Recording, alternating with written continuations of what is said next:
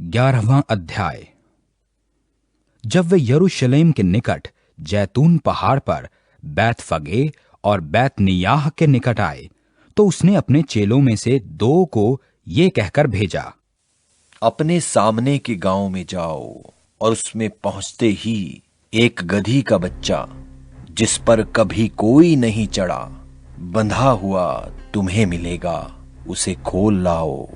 यदि तुमसे कोई पूछे ये क्यों करते हो, तो कहना प्रभु को इसका प्रयोजन है और वो शीघ्र उसे यहां भेज देगा। उन्होंने जाकर उस बच्चे को बाहर द्वार के पास चौक में बंधा हुआ पाया। वे उसे खोलने लगे। जो लोग वहां खड़े थे उनमें से कुछ कहने लगे, ये क्या करते हो? गदही के बच्चे को क्यों खोलते हो? उन्होंने जैसा यीशु ने कहा था वैसा ही उनसे कह दिया। तब उन्होंने उन्हें जाने दिया और उन्होंने बच्चे को यीशु के पास लाकर उस पर अपने कपड़े डाले और वो उस पर बैठ गया। और बहुतों ने अपने कपड़े मार्ग में बिछाए और औरों ने खेतों में से डालियां काट काट कर फैला दी।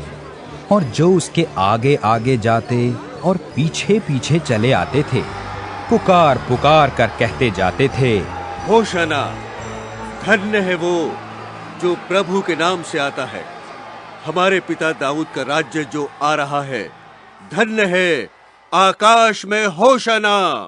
और वो यरूशलेम पहुंचकर मंदिर में आया और चारों ओर सब वस्तुओं को देखकर 12 के साथ बैतनियाह गया, क्योंकि सांझ हो गई थी। दूसरे दिन जब वे बैतनियाह से निकले तो उसको भूख लगी और वो दूर से अंजीर का एक हरा पेड़ देखकर निकट गया कि क्या जाने उसमें कुछ पाए, पर पत्तों को छोड़ कुछ न पाया, क्योंकि फल का समय न था। इस पर उसने उससे कहा, अब से कोई तेरा फल कभी न खाए। उसके चेले ये सुन रहे थे। फिर वे यरूशलेम में आए और वो मंदिर में गया और वहां जो लेन देन कर रहे थे उन्हें बाहर निकालने लगा। सराफों के पीढ़े और कबूतर के बेचने वालों की चौकियां उलट दी और मंदिर में से होकर किसी को बर्तन लेकर आने जाने ना दिया।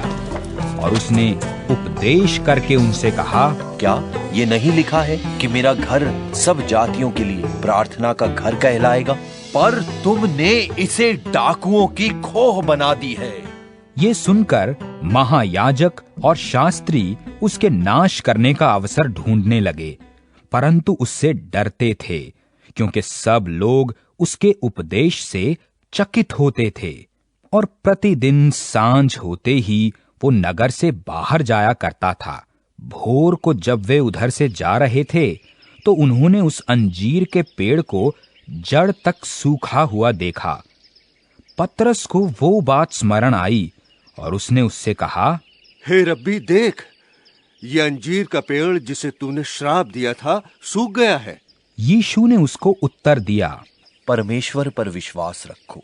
मैं तुमसे सच कहता हूं, जो कोई इस पहाड़ से कहे तू उखड़ जा और समुद्र में जा पड़, और अपने मन में संदेह न करे, वरन प्रतीति करे कि जो कहता है वो हो जाएगा, तो उसके लिए वही होगा। इसलिए मैं तुमसे कहता हूं, जो कुछ तुम प्रार्थना करके मांगो तो प्रतीति कर लो कि तुम्हें मिल गया, वो तुम्हारे लिए हो जाएगा। और जब कभी तुम खड़े हुए प्रार्थना करते हो, और यदि तुम्हारे मन में किसी की ओर से कुछ विरोध हो, तो क्षमा करो, कि तुम्हारा स्वर्गीय पिता भी तुम्हारे अपराध क्षमा करे। और यदि तुम क्षमा न करो, तो तुम्हारा पिता भी जो स्वर्ग में है तुम्हारा अपराध क्षमा न करेगा। वे फिर यरूशलेम में आए और जब वो मंदिर में टहल रहा था तो महायाजक, शास्त्री और पुरनिये उसके पास आकर पूछने लगे, तू ये काम किस अधिकार से करता है? ये अधिकार तुझे किसने दिया है कि तू ये काम करे? यीशु ने उनसे कहा, मैं भी तुमसे एक बात पूछता हूं, मुझे उत्तर दो, तो मैं तुम्हें बताऊंगा कि ये काम किस अधिकार से करता हूं। यूहन्ना का बपतिस्मा क्या स्वर्ग की ओर से था या मनुष्यों की ओर से था? मुझे उत्तर दो। तब वे आपस में विवाद करने लगे कि यदि हम कहें स्वर्ग की ओर से, तो वो हमसे कहेगा, फिर तुमने उसकी प्रतीति क्यों ना की? और यदि कहें मनुष्य की ओर से, तो हमें भीड़ का डर है, क्योंकि वे सब यूहन्ना को भविष्यद्वक्ता जानते हैं। सो उन्होंने यीशु को उत्तर दिया, हम नहीं जानते। यीशु ने उनसे कहा, मैं भी तुमको नहीं बताता कि ये काम किस अधिकार से करता हूं।